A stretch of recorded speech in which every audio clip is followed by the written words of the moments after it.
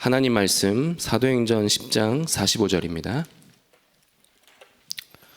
사도행전 10장 45절 말씀 저희 한 목소리로 합독하겠습니다. 베드로와 함께 온 할례 받은 신자들이 이방인들에게도 성령 부어 주심으로 말미암아 놀라니. 아멘. 오늘 말씀은 영적 망대의 모델이라는 말씀입니다. 군선교대회 말씀이기도 하고요. 오늘이 또 국군의 날입니다. 그런데 오늘 이 말씀이 사실은 군 현장에만 주시는, 거기에만 국한된 말씀이 아니라 우리 모두에게 주시는 말씀입니다. 서론에 보면 진짜 아무것도 가진 것 없는 0.1%의 사람이 세계를 바꾸었다고 했습니다. 아무것도 가진 것 없어 보이지만 모든 걸 다 가진 사람들입니다. 무엇을 가졌습니까? 첫 번째가 24입니다. 우리가 24라는 단어를 많이 듣고 하지만 진짜 24가 무엇입니까? 24시라는 시간의 의미도 있겠지만 우리의 진짜 집중과 관심을 말씀합니다. 그래서 이번 주 강단에서 은혜의 복음, 평강의 복음, 우리 모든 사람들을 축복하고 살리는 이 복음을 우리가 누리라고 우리가 언약을 붙잡았습니다. 우리가 진짜 24할 것은 이 말씀 그대로입니다. 우리가 진짜 조금만 우리 개인과 가정, 가문, 현장을 본다면 진심으로 우리 마음속에 고백되는 게 하나 있어요. 우리의 하나님 떠난 이 문제, 진짜 원죄 문제, 지금도 활동하고 있는 이 사단, 우리가 정말 진짜로 해결할 수 없고 이길 수 없다는 사실 확인되고 인정이 될 겁니다. 저는 그랬습니다. 제 개인을 봐도, 저희 가정 가문을 봐도 이거 정말 이길 수 없구나. 하나님 절대 만날 수 없구나, 우리 힘으로는. 아무리 몸부림을 쳐봐도, 아무리 힘을 쓰고 애를 써도, 우리의 인격으로도, 우리의 수준으로도 이 원죄는 해결이 안 되는 거구나. 이 오래된 문제, 가정 가문에 흐르는 영적 흐름, 절대 이길 수 없고 바꿀 수 없구나. 눈에 안 보이는 이 사단을 알지도 못하지만 안다고 한들 이길 수 없구나. 이게 정말 인정이 되더라고요. 그렇다고 하면 진짜 확인되는 게 또 하나 있습니다. 은혜의 복음입니다. 하나님께서 이걸 은혜로 주셨구나. 내가 죽어야 될 그 십자가에 그리스도께서 죽으셨구나. 예수님이 그리스도로 오셔서 나를 대신하여 죽으셨구나. 그리고 부활하셨구나. 사망과 죽음을 이기시고 그분이 성령으로 함께 하시는데 이게 나에게 믿어지는 그 은혜, 그게 은혜의 복음입니다. 제가 이제 우리 랩런트들하고 대화를 해보면 뭐 그런 게 많이 없어요. 이제 복음을 들으면 아이들은 아무래도 자연스럽게 이 말씀을 듣습니다. 근데 현장에 가서 한 번도 복음 들어보지 못한 아이들하고 얘기를 해보면 다양한 아이들이 뭘 물어봐요. 뭘 물어보냐면 하나님이 진짜 있냐는 겁니다. 일단은. 왜냐면 한 번도 복음을 들어본 적이 없으니까요. 또 많이 물어보는 게 진짜 그 예수님이란 분이 진짜 있었던 분이냐는 거예요. 근데 진짜 있었던 분 맞잖아요. 역사적으로도 확인되었고 본 증인들도 있고. 그러니까 복음을 한 번도 들어보지 못한 사람들한테는 이 사실 자체가 처음 들어보는 얘기고 이해가 안 되는 내용들도 많은 겁니다. 그래서 제가 보고 전달하고 할 때마다 확인되는 게 있어요. 이 진짜 예수님이 그리스도라는 게 믿어지는 건 100% 은혜구나. 이게 믿어진다는 거는 진짜 은혜구나. 근데 처음 듣는데도 이거를 정말 믿는 사람들이 있어요. 하나님 예비하신 영혼들이죠. 이게 진짜 은혜의 복음입니다. 이걸 우리가 묵상하면 묵상할수록 이거는 은혜라고 밖에는 보여지지가 않아요. 이게 진짜 확인될 때 또 나오는 게 평강입니다. 그렇다면 내 인생은, 내 미래는 이제 그리스도께서 주인 되시고 하나님이 나를 인도하시는 거구나. 세계복음화 땅끝 그날까지, 하나님 나라 천국 가는 그날까지 하나님께서 내 인생을 완전히 책임지고 인도하시는 거구나. 우리가 생각하는 뭐 좋은 길, 우리가 생각하는 계획, 거기에 하나님을 끼워 맞추는 그 인생이 아니라 완전히 그리스도께서 주인되어 세계복음화하는 사람으로, 하나님 말씀을 따라갈 수 있는 사람으로 나를 인도하시는 거구나. 그게 믿어질 때 오는 참된 평강이 있습니다. 진짜 신앙생활 하면서도 내 생각, 내 계획을 가지면 절대 평안이 없어요. 종교생활 해야 됩니다. 상황에 따라 교회 안에서도 사람을 보면서 계속 거기에 뭔가 맞춰서 해야 됩니다. 그것만큼 괴로운 게 없습니다. 근데 진짜 100% 하나님을 믿고 하나님의 인도를 받는 그 절대 주권과 나를 인도하신 걸 믿어지는 것만큼 평안함이 없습니다. 그래서 평강의 복음을 우리가 24 믿고 고백하고 인도받는 겁니다. 그러다 보면 진심으로 사람들을 축복해주고 기도해줄 수가 있게 됩니다. 아, 나도 은혜로 복음을 받았는데, 아, 내가 저 사람을 함부로 판단할 수가 없구나. 저 사람이 지금은 복음을 거부하지만 또 다음 시간표에 이 사람에게 하나님이 또 은혜가 임할 수 있겠구나. 내가 진짜 기도해야 되겠구나. 이런 것들이 확인됩니다. 이게 우리의 24입니다. 그렇게 되면 오늘 기도수첩에도 나와 있죠. 서론에 25가 나옵니다. 이제 살리는 작품이 나오죠. 오늘 본문을 보면 두 사람이 나오는데요. 고넬료와 베드로의 만남입니다. 근데 이 만남이 이루어지는 이 과정과 하나님의 성령의 인도를 보면 진짜 25예요. 영적 사실과 영적 세계를 모르는 사람은 절대로 이해할 수 없는 일이 오늘 일어났습니다. 일단 그 시작이 고넬료가 평상시에도 계속 기도하고 하나님을 경외하고 백성을 많이 구제하고 이런 사람이었습니다. 사도행전 10장 2절에 보면요. 그래서 그 배경이 나옵니다. 이제 그러고 있는데 하나님께서 환상 중에 베드로에게 선명한 말씀을 주시는 거예요. 어느 정도 선명하냐? 욥바라는 곳에 가서 사람을 보내라. 장소를 말씀하셨습니다. 그리고 베드로라는 시몬을 찾아가라. 그리고 이때 당시 시몬이라고 하는 이름을 가진 사람들이 되게 많잖아요.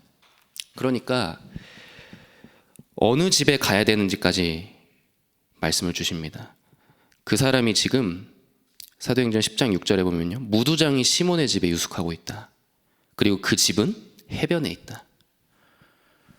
그래서 이렇게 하나님이 구체적으로 말씀을 주시는 겁니다. 그래서 이 말씀을 따라 그대로 순종했어요.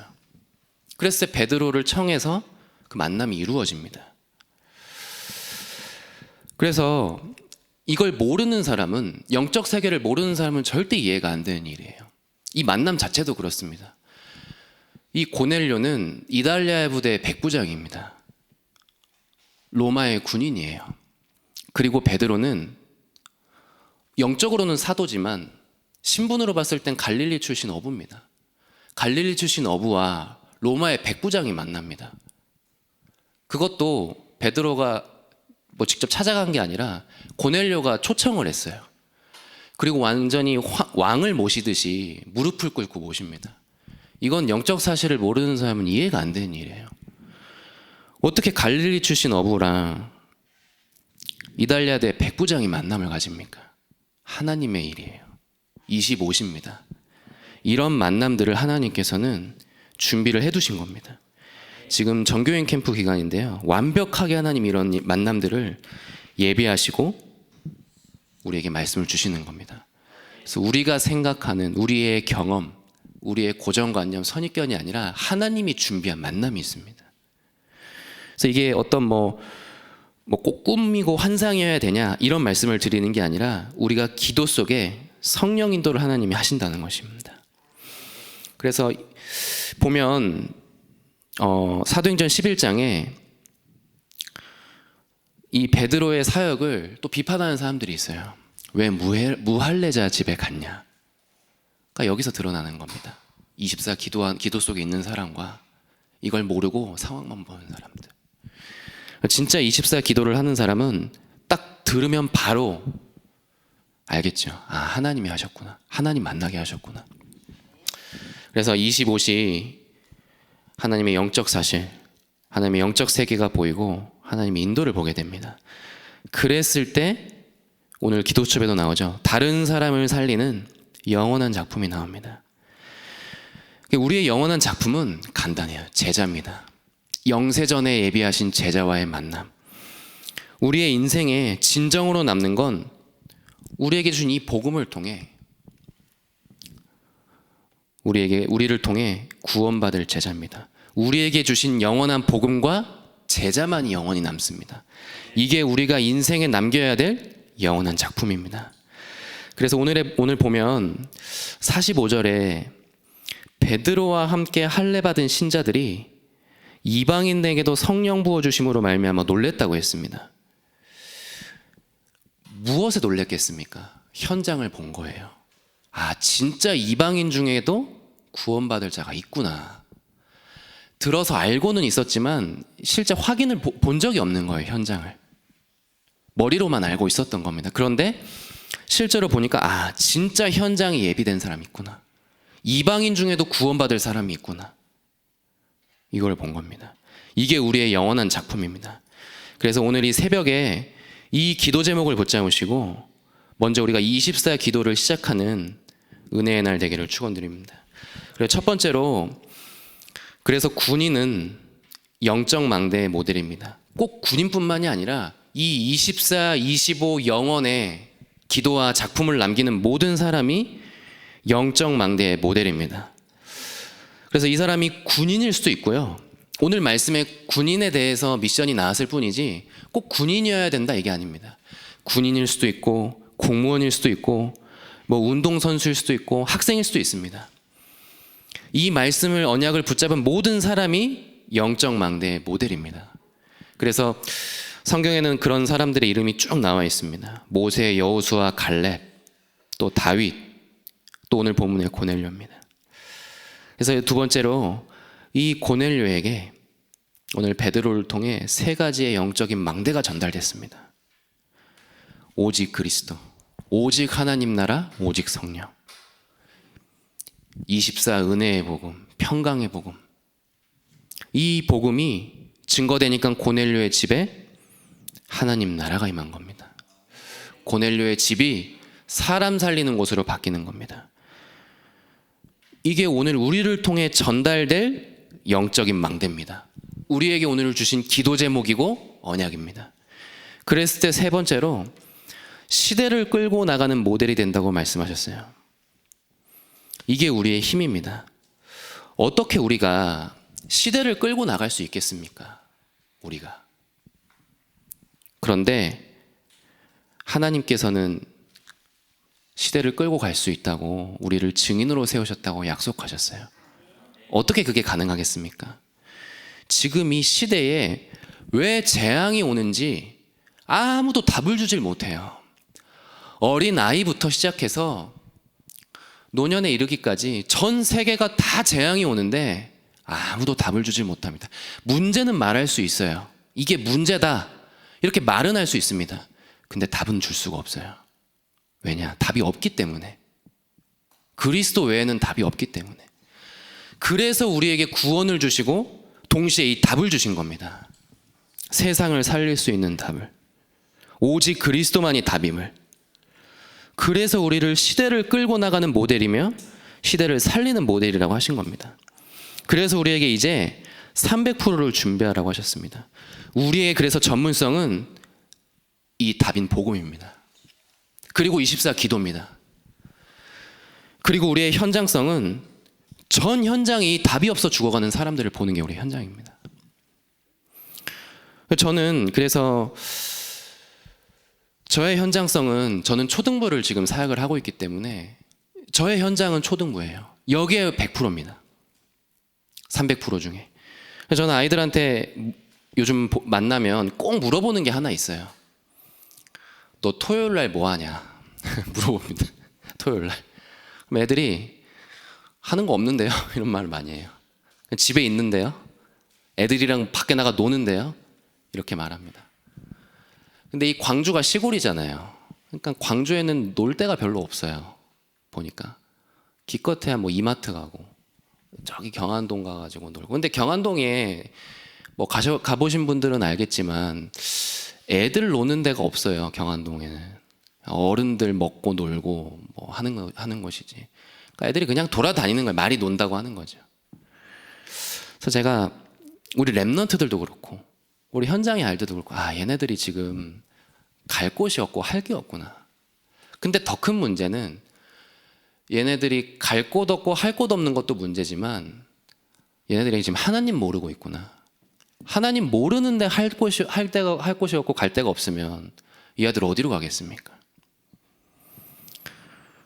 이게 지금 시대거든요. 이게 미래입니다. 그래서 이걸 보니까 하나님이 왜 세 가지 뜰을 말씀하시는지, 금토시대를 말씀하시는지가 확인이 되는 거예요.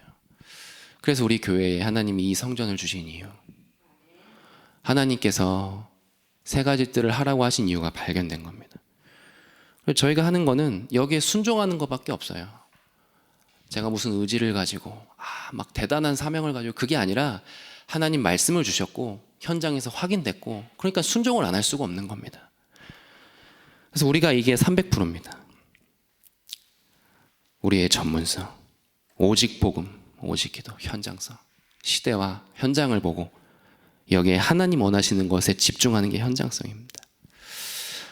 그렇게 되면 자연스럽게 여기에 마음 가진 제자들이 모이고 시스템이 세워지게 됩니다. 그래서 이게 우리 교회에도, 현장의 5기초로도, 이번 전교인 캠프 속에서도 성취될 줄을 확신합니다. 그래서 이것을 따라갈 때 이 속에 있는 베드로와 같은 나, 고넬료와 같은 현장의 대상자 만나게 되는 겁니다. 그래서 오늘 결론으로 우리가 기도 제목을 붙잡아야 되겠습니다. 우리가 무엇을 찾아야 되겠습니까? 하나님, 우리가 오늘 고넬료가 누린 것처럼 평강의 복음, 은혜의 복음, 사람들을 살리고 축복하는 복음 24 되게 하여 주옵소서. 기도 제목을 붙잡아야 되겠습니다. 또 그 속에서 하나님이 준비하신 25시, 사람과 장소와 일을 보고 만나게 하여 주옵소서. 그래서 오늘도 영원한 작품과 그 인생의 제자를 남기는 오늘 하루 되게 하여 주옵소서. 이것이 우리 인생의 제자로, 또 교회의 금토일 3가지 뜰로, 현장에는 5기초로 남기는 축복의 날 되도록 우리가 기도 제목을 붙잡는 우리 모든 임마누엘 서울교회 가족 되기를 축원드립니다. 기도하겠습니다. 살아계신 하나님, 우리에게 오늘 말씀을 주시고 기도 제목 주시니 감사드립니다. 주신 그대로 24하게 하시고 25 하나님 하시는 일을 보는 축복의 날 되게 하여 주옵소서. 그래서 우리를 증인으로 세워 주옵소서. 예수 그리스도 이름으로 기도합니다. 아멘.